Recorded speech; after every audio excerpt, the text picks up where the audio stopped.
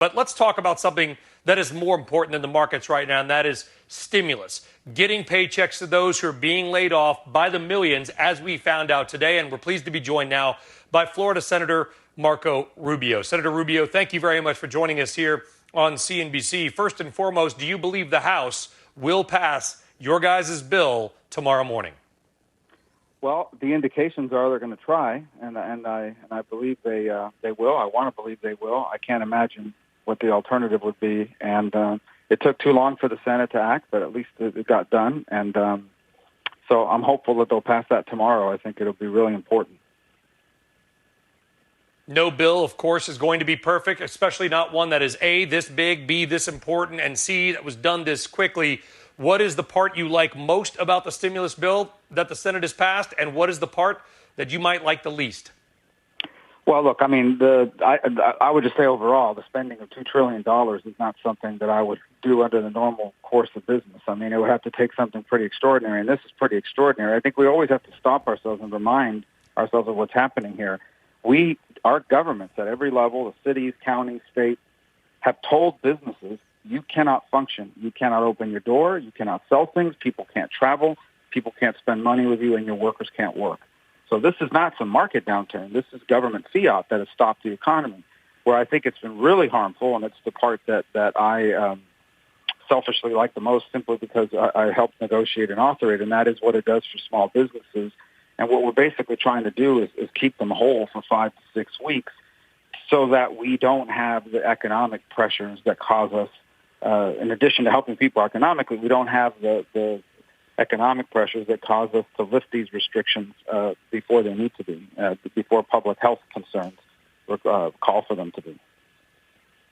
Yeah, and help us understand how it works, Senator, because obviously I think the bill is something like 1,400 pages. We'll probably hit some. Yeah. We all have time. We'll read it this weekend, I suppose. But, you know, we look at there's so many different types of small business people. Of course, you've mentioned bartenders and waiters and waitresses and restaurant owners. You know, there are hair salons, there are barbers, but there's also things like Uber drivers or car salesmen who may have done very well in a good economy last year. And so their income may be above certain levels, but this year they may have made very little or nothing for a few months. Who is truly helped by this bill?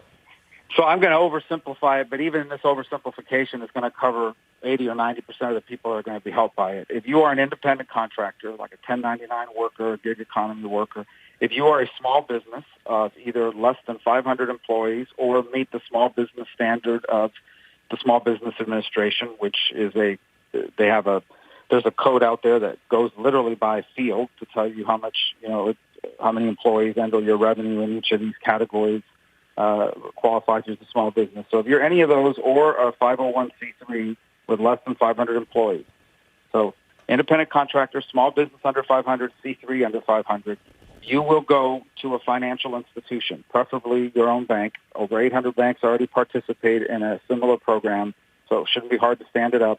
And that bank will be authorized by the U.S. government to transfer to you 250% of your monthly payroll as of February 15th.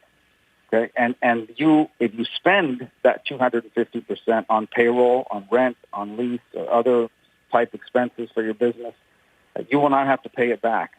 If you spend it on anything else, or a portion of it on anything else, that portion spending will become a loan a year from now at about 4 to 5%. So but basically, you're not going to go to the government agency. You're going to go to a lender. All the big banks already participate in the 7A program, existing infrastructure, and repurposed it for the purpose of getting money into the hands of small businesses quickly for payroll. Okay. I guess I'll oversimplify then my question, Senator, and that was a great explanation. What if the banks physically are not open? Do you believe they've got the online capability to handle this rush? Because it will be a rush. Well, we've already been talking to some of the larger banks. Obviously, they have online capabilities to do it. We're more concerned at the community level, at the credit union level. Some of the smaller lenders may need to build that up a little bit. And that is a concern. If you ask me my biggest worry is capacity. Do we have enough lenders to process the paper? The paper is not very difficult. You got to prove you're a real business. You got to prove you have payroll as of February 15th, and you've got to have a place to deposit it. And then a year from now, you're going to have to prove how you spent the money, or it's going to turn into a loan. My concern is, as you've outlined, is that there are a lot of branches that are not open physically. So one of the things we've done here in Florida, or starting to do, is we're thinking about partnering and deputizing mayors and counties, local officials, because they know who the small businesses are, they've permitted them, and they know who the bank branches are in their community. And providing a safe place where bankers can physically go and set up shop to invite small business in essence, acting as that final connector, because I think local governments could be an enormous help in that regard. They are down at the ground level, at the granular level of our economy, and they would be a great liaison to make those connections. You know, Senator, unfortunately, your state in the last week has gotten a bad look for good reason. A bunch of ding-dongs kind of ignoring all the warnings. Has that been cleaned up for the rest of the country? Can they say people in Florida, whatever age or whatever level of intoxication, are taking this seriously now?